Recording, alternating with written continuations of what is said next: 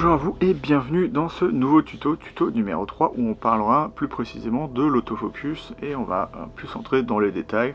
Ce sera peut-être une répétition un peu de ce qui s'est passé dans la vidéo 2. Mais je voulais un peu légèrement parler de l'autofocus du X-T3 qui est vraiment assez bon.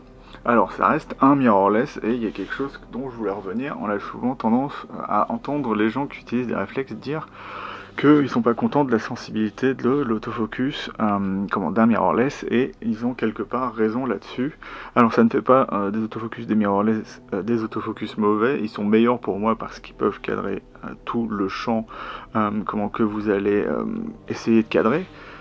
Donc c'est quand même mieux pour moi de faire l'autofocus où vous voulez, plutôt que d'avoir un peu à recadrer à chaque fois que vous faites la mise au point. C'est un peu embêtant je trouve, mais il se trouve que si vous connaissez comment marchent les autofocus de réflexe, ils sont faits à partir d'un capteur qui est séparé du capteur d'image, et donc ça a mis très longtemps à évoluer, hein. Genre ça a commencé à la fin des années 80 et on est arrivé à des autofocus qui étaient vraiment très performants, avec pas trop de collimateur et très centré, mais on avait ce qui s'appelle le collimateur en croix, voire même en double croix. Et en fait ce que ça va faire, c'est que basiquement l'autofocus de phase, il est sensible à des lignes dans un sens ou dans un autre, et un collimateur en croix, lui, ce qu'il va avoir, c'est qu'il va être à la fois sensible aux lignes verticales et aux lignes horizontales, et augmenter leur nombre à la fois en horizontal ou vertical, ça augmente encore une fois la sensibilité. Donc par exemple les autofocus des D5 ou D6, s'il arrive un jour, et un DX Mark III sont très sensibles de ce côté-là en mode réflexe. Et les mirrorless ne sont quand même pas encore à ce niveau-là, et je ne sais même pas s'ils arriveront jusque-là. Eux, ils ont pour eux l'exploitation de l'autofocus de contraste en plus de l'autofocus de phase. Mais le problème, c'est que tous les mirrorless vont être sensibles plus aux lignes verticales parce que ils n'ont pas de collimateur en croix, eux, et c'est sûrement dû au matrissage du capteur qui est horizontal, et donc en fait les collimateurs horizontaux sont plus sensibles aux lignes verticales. Donc en gros c'est ça, et donc pourquoi je parle de ça, c'est que l'autofocus du X-T4 est vraiment très bon, mais il va juste un peu avoir des problèmes de ce côté-là. Et donc le test à faire, si vous voulez vérifier si j'ai raison ou tort, c'est que vous cadrez une ligne horizontale ou verticale, vous faites la mise au point dessus, à la fois en cadrage horizontal comme je l'ai là, et en cadrage vertical, et vous verrez que le cadrage vertical, l'autofocus se fait beaucoup mieux qu'en horizontal. Alors c'est dans des situations contrastées, encore une fois, moins il y aura de contraste, plus ce sera compliqué. Par exemple, moi j'ai testé le X-T4 en autofocus avec ce 16 mm, vous pourrez dire, c'est l'objectif qui va être le plus compliqué pour la mise au point, mais en fait non, pas du tout, parce que au final le contraste est... le contraste pour l'autofocus de contraste et à la fois pour l'autofocus de phase est plus facile à gérer en fonction de la profondeur de champ et aussi l'angle de champ en fait fait que les détails sont un peu perdus au loin et ça n'aide pas l'autofocus. Donc ça peut arriver que ce soit un peu compliqué pour lui avec ce 16 mm de 8 de faire l'autofocus en basse lumière, et comme vous le savez, l'autofocus est à sensibilité moins 6 EV, mais c'est avec le 35 mm f1.4. Donc en f de 8, on va perdre 2 EV de lumière possible, donc c'est environ EV-4. Donc voilà, c'est à savoir, hein. Par exemple mon Z6 qui a EV-4 est aussi sensible avec un 35 mm 1.8, voire même un peu plus, donc c'est à savoir. Et du coup, on va rentrer dans les détails de ce que vous pourrez faire, personnaliser, et les options qui sont disponibles un peu plus en détail sur ce Fujifilm X-T4. Donc pour commencer, on va rentrer dans le menu évidemment, et aller dans le menu dédié qui est AF/MF. Donc après, il y aura certaines choses, ou une chose au moins qu'il faudra aller voir dans le menu de personnalisation, donc j'irai voir ça après. Et donc là, on a toute la possibilité de choisir les collimateurs autofocus. Donc là, vous voyez que c'est comme ça qu'il va être réglé de base votre X-T4. Et donc, vous pouvez, via le joystick, soit choisir votre collimateur comme ça, soit choisir la zone où le point unique, par exemple là je suis en point unique, donc il y aura le plus petit point unique. Je vais aller ici, j'aurai la zone, donc en fait mon réglage de zone d'autofocus est sur All, ici on verra après à quoi ça correspond, et donc plus je vais loin, et là je suis en mode de suivi. Si je me mets en AFS, parce que là je suis en AFC, je vais me retrouver avec le mode large où tous les collimateurs sont pris en compte et il fait en sorte de prendre ce qui est le plus proche ou le plus facile à prendre pour lui en photo. Donc c'est un espèce de mode automatique de l'autofocus. Donc je reviens là-dedans. Et donc si vous sollicitez une deuxième fois ça, vous allez recentrer le collimateur autofocus. Hop. Si je reviens là, voilà, on aura nos modes AF, ou mode de zone plutôt, mais comme il y en a un qui s'appelle zone, ils ont appelé ça mode, mais ça reste des zones de mise au point. Alors je vais juste faire en sorte de rester sur le LCD, voilà, comme ça, le capteur ne me gênera pas.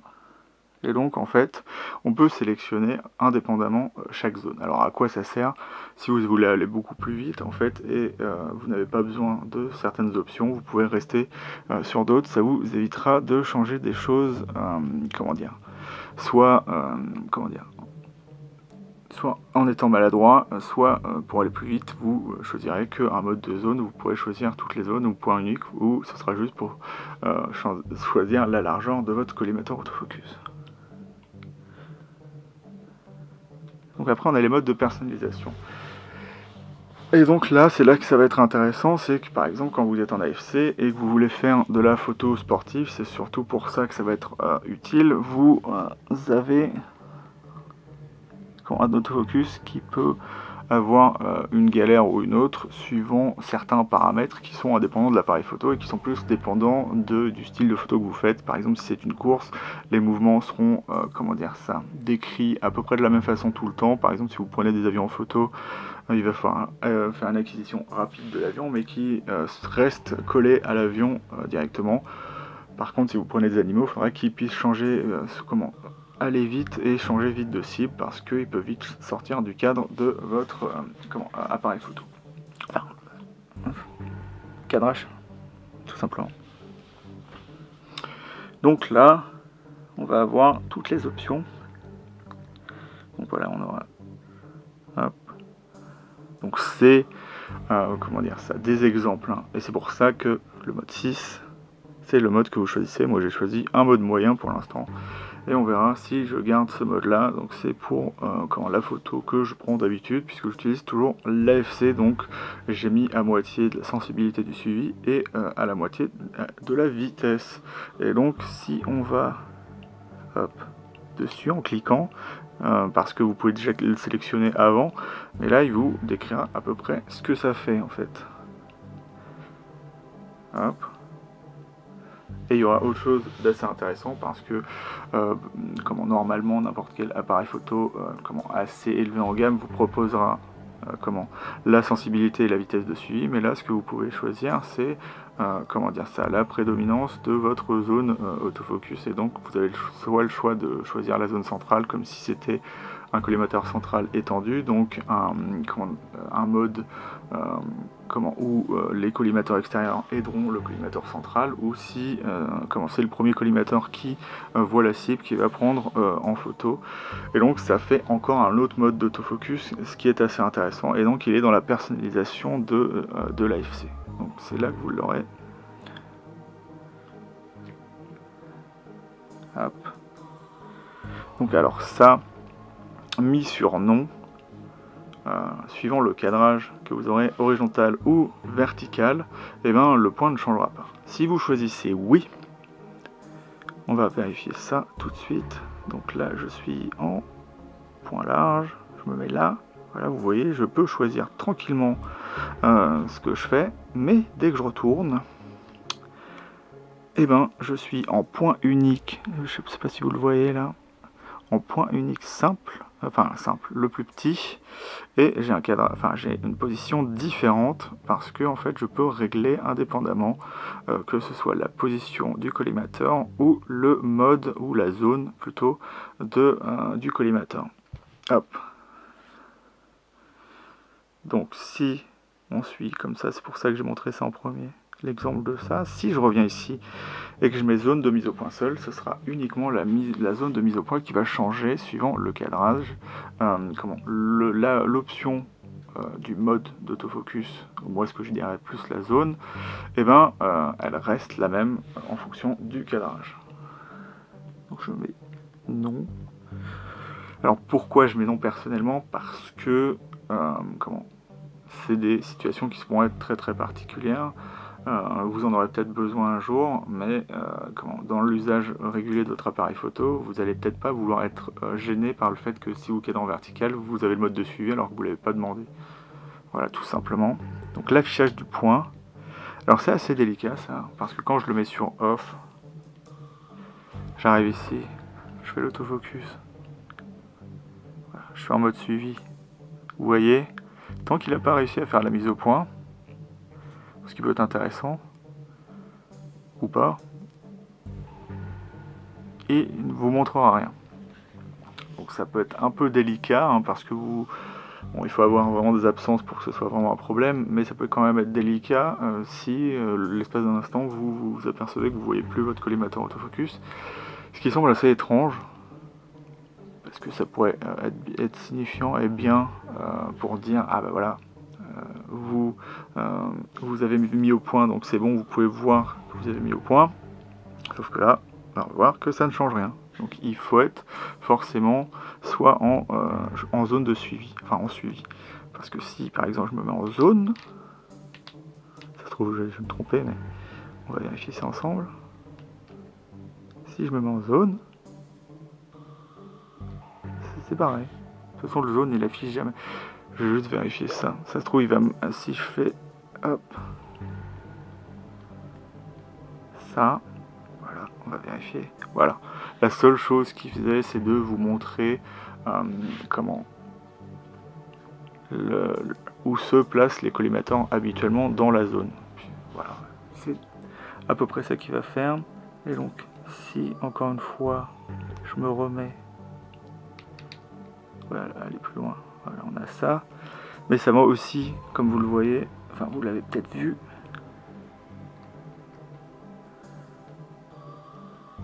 enlever ça. Donc si c'était juste l'histoire d'enlever les positionnements de chaque collimateur, même ceux que vous voyez pas en mode suivi et en mode zone, ça ne me gênerait pas. Mais c'est un peu, ça peut être un peu perturbant de voir son collimateur qui disparaît et qui réapparaît quand il fait la mise au point. Après c'est une option et elle est là. Alors comme vous le voyez, là, le nombre de points autofocus, eh ben, il est grisé. C'est tout simplement parce que lorsqu'on va être en mode suivi, on ne peut pas choisir. Mais là, par exemple, comme je suis en mode point unique, eh ben, je vais pouvoir... C'est pas là, c'est pas ça que je voulais, mais bon, c'est pas grave. Pouvoir remettre sur 425 points. Alors, pré-AF. Lorsqu'on met oui, eh bien, vous allez cadrer un endroit. Voilà. Vous entendez peut-être l'appareil photo, il fait la mise au point, ou il essaye de la faire. Voilà, on l'entend. Mais ça marche pas très bien, hein. Enfin au moins dans cette situation-là. Après, il fait, au final, si vous le voyez pas, je suis dans une zone assez sombre, avec le concentreur d'expo assez baissé. Donc je sais pas si ça perdure l'appareil photo, mais voilà. Moi je trouve pas ça très utile. Ça peut être utile dans certaines conditions, mais moi je privilégie l'autonomie de la caméra, même si je suis en mode boost en général. Et donc le pré-AF, ça me plaît pas trop en fait, ça fait toujours travailler la caméra. Et donc je sais pas quand elle va se mettre en veille en fait, au final quand je fais ça. Donc le témoin AF. Le comportement AF, c'est tout simple, c'est si vous mettez oui, en fait, il y aura la lampe AF, la lampe de l'appareil photo, donc la lampe AF qui va, s'allumer pour essayer d'aider l'appareil photo à tout simplement mettre la mise au point. Donc la détection des visages, elle est sur non, mais de toute façon, de base, hop, voilà, sur le FN1, elle est marquée, donc vous pouvez l'activer et le désactiver comme ça. Alors pourquoi ne pas l'activer tout le temps sur un X-T4 ? C'est comme sur les Sony. Sur le Nikon c'est un peu particulier parce que c'est que dans le mode de suivi, donc c'est pas très intéressant au final. Sur le Nikon, c'est que là, si vous mettez par exemple en suivi ou même là, que vous essayez de faire un tracking d'objet, si quelqu'un passe devant, eh ben, il va automatiquement faire l'autofocus s'il reconnaît les yeux de la personne ou le visage de la personne, même si vous ne voulez pas qu'il le fasse. Donc c'est bien de des fois le désactiver lorsque vous faites un suivi d'objets ou des choses dans le genre. Donc c'est pour ça que l'option existe et c'est bien du coup de l'avoir sur une touche paramétrée d'avance.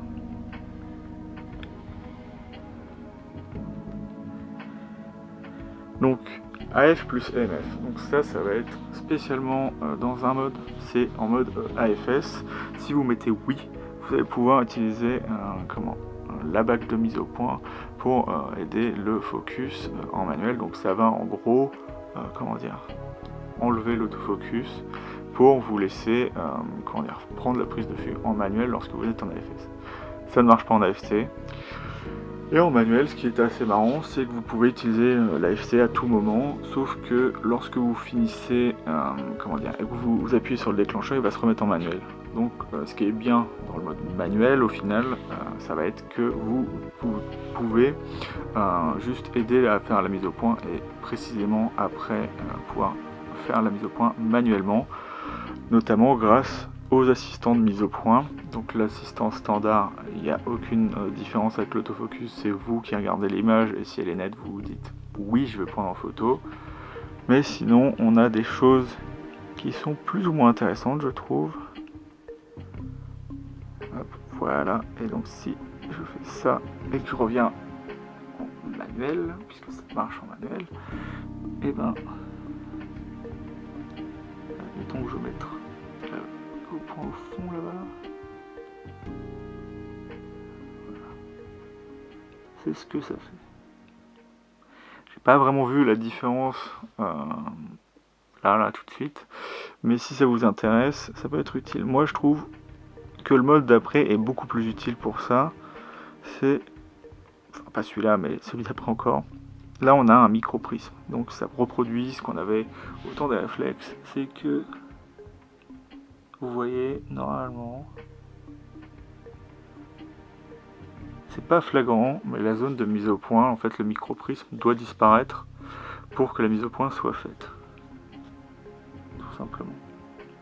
Mais après, comme il y a des zones, il n'est pas obligé de reconnaître si c'est mise au point ou pas, des fois c'est un peu particulier, mais vous voyez qu'il y a les zones qui sont plus ou moins avec le microprisme dessus, et c'est censé être les zones nettes. Même du temps de l'argentique, c'était pas évident de reconnaître comment la mise au point vient, microprisme. Hein, j'ai déjà testé ça sur un F3, c'était un peu compliqué. Hop. Et le dernier mode est pour moi le plus cohérent au final. Donc je vais le mettre dans une couleur qui se voit. Alors on a du rouge et du... Voilà. On va essayer bleu. Bleu haut. Voilà.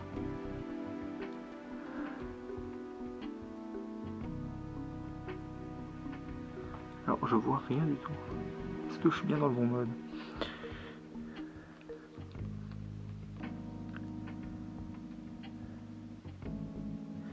Ah, ça va être la haute lumière. Donc on va mettre basse lumière. Bas. Est-ce que ça marche?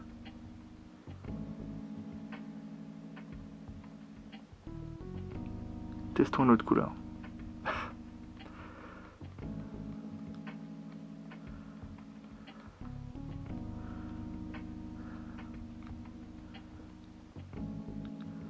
Moi, ce que j'ai constaté, c'est qu'avec le blanc, ça marchait plutôt bien.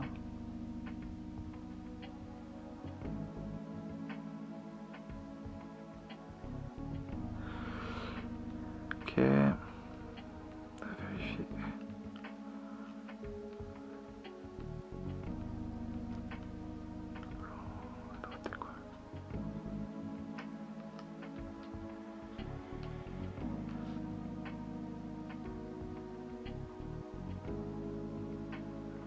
On voit légèrement, mais c'est pas clair.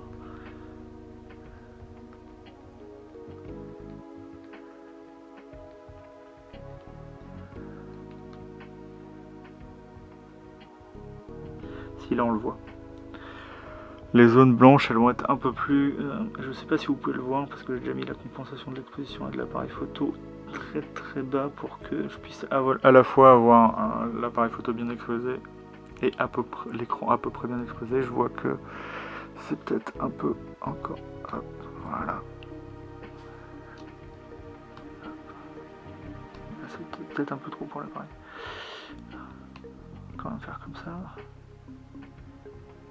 Là on voit plus rien du tout, mais si en fait tout ce qui est légèrement blanc en fait va s'afficher plus haut. En fait c'est les zones, en fait c'est les couleurs dominantes qui vont être plus ou moins comment dire, saturées pour pouvoir faire la mise au point.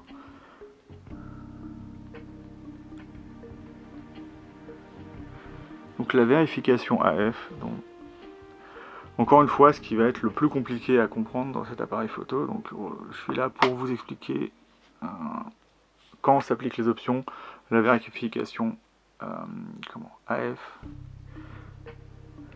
se fait pas en AF, étrangement. Vous mettez en manuel, je suis déjà en manuel, et dès que je vais faire la mise au point, voilà. Suivant le collimateur que vous avez choisi, il va zoomer dans l'image pour pouvoir vous permettre de faire la mise au point. Et donc là, vous pouvez peut-être voir un petit peu mieux le blanc qui ressort un peu plus lorsqu'on fait la mise au point. Et c'est pas flagrant non plus. Hein. Et donc ça, c'est bien évidemment, comme je vous l'ai dit, le mode MF. Vous pouvez faire la mise au point. Vous n'êtes pas sûr de la mise au point. Vous appuyez sur le déclencheur et il va remettre en manuel. Même si vous restez appuyé sur l'iPhone, vous bougez la bague et vous êtes en zoomé. Et donc là, c'est un mode manuel qui est vraiment très pratique de ce côté-là, c'est que vous pouvez quand même utiliser l'autofocus quand vous voulez dedans. Donc je peux le laisser sur oui puisque ça s'applique qu'en manuel. Donc alors, les abréviations chez Fuji, c'est une horreur. Donc là, ce que ça veut dire, si vous voulez vérifier des choses, encore une fois, il faudra aller dans le livret qui est livré avec. Lorsque vous êtes en mode spot ou tous les modes qui ne sont pas le mode matriciel, vous allez avoir l'exposition qui seront faites via le collimateur autofocus. Sinon, si vous mettez non, ça va être la prépondérance centrale, donc plus ou moins grande, suivant où vous avez pris spot ou pas spot en fait, ou tous les autres modes qui existent. Donc là, les paramètres AF instantané, machin, c'est le pré-AF en fait. En gros, c'est le réglage du pré-AF. Évidemment, vous pouvez mettre en AFS. Si vous mettiez en manuel, ça ne servira à rien. Donc l'échelle de profondeur de champ, c'est la seule chose où je ne vois pas de différence entre les deux. Donc priorité déclenchement AF, ça c'est assez intéressant. Et donc ça a mis du temps à venir comme ça, mais ça coulait pas de source au début sur les appareils photo. Maintenant on est arrivé à un point où on se dit que l'AFS a besoin d'une priorité à la mise au point et que l'AFC a besoin d'une priorité au déclenchement. Parce que l'AFS techniquement vous êtes posé, vous faites la mise au point tranquillement et après vous déclenchez, vous êtes posé, vous avez du temps, alors que l'AFC étant un mode sportif rapide, il se peut que le point se décale légèrement lorsque vous allez prendre la photo. Et si l'appareil photo décide que vous ne prenez pas la photo parce que la mise au point est privilégiée, c'est pas très cool. Donc c'est à ça que va servir ce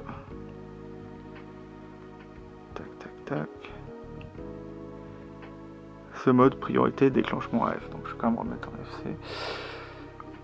Donc l'AFC est toujours en déclenchement, mais si vous préférez avoir la mise au point priorisée sur l'AFC, vous pouvez toujours le faire, mais pour moi c'est pas très intéressant parce que ça vous fait manquer des photos alors que c'est la rapidité qui est censée être privilégiée sur l'AFC. Voilà. Limitant de plage AF. Alors comme vous le voyez, il y a des pré-réglages, donc un peu à la manière d'objectifs télé, qui aurait un raccourcissement du point suivant ce que vous voulez. Donc ça par exemple sur mon Nikkor 300 mm f4, je vais avoir une limitation évidemment de pareil 5 mètres et plus l'infini, et vous pouvez régler ça comme vous le voulez via ça. Donc on va le régler. Enfin, on va pas le régler, mais je vais vous montrer comment ça marche. En gros, vous faites la mise au point la première fois, vous dites OK, vous faites la mise au point la deuxième fois, vous faites OK, et donc ça fera un point A et un point B qui sont des références de mise au point en fonction de l'endroit où vous êtes. Par exemple, si vous êtes en concert, c'est bien d'avoir une plage particulière. Si par exemple vous êtes assez près de la scène et vous savez vous n'allez pas mettre au point à l'infini, ça vous permettra d'avoir un AF qui est beaucoup plus efficace et qui sera beaucoup moins hésitant, parce que ça lui arrive en hésitant d'aller sur toute la plage de mise au point, ce qui n'est pas très pratique. Et donc ça peut limiter ça, et c'est ça qui va être intéressant avec ce mode là. Donc moi la dernière fois, hop, je l'avais réglé sur 0,303, ce qui n'est pas très intéressant.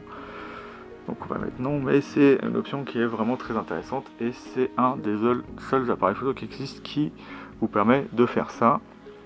En tout cas en marque, on va dire. Le XT3, je crois qu'il peut le faire maintenant, mais le premier à avoir pu faire ça, c'est le X Pro 3. Donc le mode de l'écran tactile. Alors ça, est-ce que je l'ai gardé? Non, malheureusement. Donc, on va aller dans le menu de personnalisation, on va aller en tab 3, c'est pas là qu'il fallait aller, bon, d'accord. Donc c'est configuration écran, tab 3, voilà, affichage, réglage perso, et donc c'est là que vous aurez toutes les choses que vous voulez mettre ou pas dans l'écran. Et là il y a le mode tactile. Et pourquoi moi je l'affiche pas? C'est parce que si vous sélectionnez AF, et ben il va vous faire l'AF à l'infini. Voilà, vous voyez là il est en train de galérer, puisque c'est un fond avec aucun contraste. Bon, il y a une petite texture, mais là il est en train de galérer. Et donc là ma batterie pourrait s'user très vite, parce que et puis d'ailleurs il va se mettre à chauffer, donc on va arrêter le carnage. Et donc c'est pour ça que je l'enlève. Moi ça m'arrive que ce soit dans ce mode là, que j'appuie sur l'écran arrière, et que même si je l'ai posé, il fasse la mise au point tout seul, sans que je lui demande, et qu'il se mette jamais en veille. Donc ça c'est un problème, mais du coup on va revenir dans le menu. C'est ça qui va être réglé ici, c'est exactement la même chose que le choix lorsque vous êtes ici, de choisir soit il fait l'AF, soit il fait la zone, soit il est en off, soit il est en shot, donc il va faire la mise au point et faire la mise au point et faire la photo, et AF. Donc, quand il est en zone, voilà, c'est juste vous choisissez la mise au point. Voilà, c'est ça, la zone, tout simplement. Et donc c'est à peu près tout ce qu'on aura, du moins en mode photo. Donc là vous allez dire, il y a quelque chose qui manque dans le réglage de l'autofocus, et c'est si vous voulez utiliser l'écran tactile au lieu du joystick pour pouvoir choisir votre collimateur autofocus. Et bien ça c'est dans un autre menu. Donc vous allez arriver ici, vous allez dans vous allez en tab 3 et config écran tactile, et dans la dernière option vous allez pouvoir choisir ce que vous voulez. Donc moi j'ai choisi ça, et donc soit vous allez avoir tout l'écran, et donc vous allez avoir plusieurs options. Moi je choisis celle-là parce que c'est le plus pratique, puisque je suis œil droit dominant, et donc je vais avoir un cadre qui ressemble au cadrage, ou au moins au format de l'image, et donc là c'est parfait pour choisir le collimateur autofocus. Après il y a des choses plus ou moins pratiques, mais pour ceux qui sont œil gauche dominant, je suis désolé pour vous, mais même je me demande en quoi c'est pratique pour vous ça. À vrai dire, pour vous tous les modes tactiles seront un peu compliqués, au moins dans le VF, parce que votre nez il va basiquement se retrouver par ici sur l'appareil photo, qu'on se le dise. Sauf que vous pourriez choisir votre autofocus comme ça, il n'y a pas de problème, sauf que ça vous fait tenir l'appareil photo, en gros, avec les 2 mains de chaque côté, ce que moi je trouve ça pas pratique, et je pense que la plupart des photographes non plus. Donc vous avez quand même le choix de pouvoir faire ça, mais je trouve que ce sera toujours plus pratique d'avoir ce mode-là en particulier. Voilà, et donc ce sera toutes les options que vous pourrez avoir en autofocus pour la photo. Après il y aura les personnalisations d'écran et tout ça, mais je reviendrai sur ça dans une autre vidéo. Après on va évidemment revenir en mode vidéo, parce qu'il y aura des choses un peu particulières avec ça. De base on a un mode de zone, mais l'autofocus sur les yeux sera appliqué directement. Et donc si on arrive là, hop, et qu'on arrive sur l'autofocus, et ben il y a des choses particulières qui sont déjà là. Donc les zones de mise au point, c'est pareil que sur ce qu'on pourrait avoir en photo, puisque c'est la même chose, sauf que le cadrage est un peu plus serré, puisque de base c'est du 16/9, on aura du 17/9 aussi. Mais là, en fait, on aura juste basiquement 2 modes, et on aura le live zone et live multi. Et donc dans live multi, en fait, il va juste faire la mise au point sur ce qui va être le plus pratique pour lui, comme un autofocus large en mode photo. Donc moi je laisse sur zone, parce que de toute façon j'ai l'autofocus sur les yeux, donc il va se mettre sur les yeux. Les réglages AFC vont être différents évidemment qu'en photo, vous le voyez bien, et donc là on pourra régler la sensibilité, le fait de rester sur une cible ou pas. Hop. Donc verrouillé, ça sera bien si vous vloguez. Donc je vais aller là pour l'instant. Et moi la vitesse de live, j'ai choisi de la mettre à -2, parce que les autofocus des objectifs Fuji sont réputés un peu trop rapide, donc si ça peut permettre d'avoir un peu de douceur dans la vidéo, ça peut être vraiment pas mal, puisque de toute façon, évidemment, un autofocus en photo et en vidéo ne doit pas agir de la même façon. En photo, comme c'est l'instant qui compte, on peut avoir un objectif qui va rapidement au point, et c'est bon. Là, il faut avoir un peu de douceur pour que ce soit plaisant aux yeux, puisque les effets de pompage peuvent se voir en arrière-plan sur la vidéo, et ce qui serait un peu dommage. Donc le fait de ralentir, ça rend la différence un peu moins perceptible.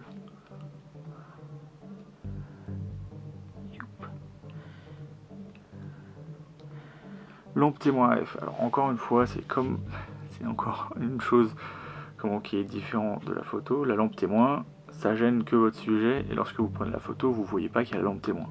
Là, la lampe témoin, comme c'est filmé, et vous verrez tout le long la mise au point et la lampe, je trouve ça pratique de toujours laisser ça sur non. Après, ça peut faire un espèce de petit effet comme caméra avec une lumière, mais à part ça, ce sera pas très utile. Donc là, on a la détection sur les yeux qui est toujours réglée, mais vous pouvez toujours choisir de l'enlever, évidemment, si vous voulez filmer des objets ou faire du suivi d'objets, et sans avoir besoin de filmer ce qui passe derrière, si c'est un être humain. Et les assistants de mise au point, il y aura exactement la même chose qu'en photo.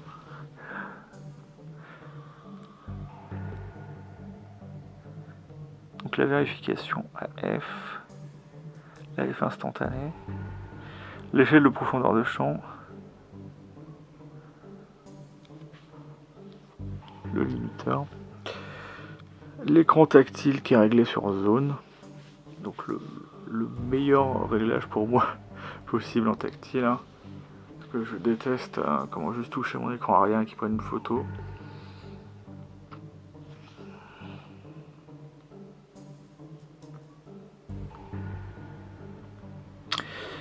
Et voilà basiquement ce que vous aurez comme réglage d'autofocus. Donc comme vous voyez, des réglages qui sont plutôt vraiment assez cohérents, et on s'y retrouve finalement assez vite, puisqu'il n'y a pas grand chose qui va être appliqué, enfin qui est en rapport avec l'autofocus qui ne sera pas dans ces menus autofocus, et c'est bienvenu.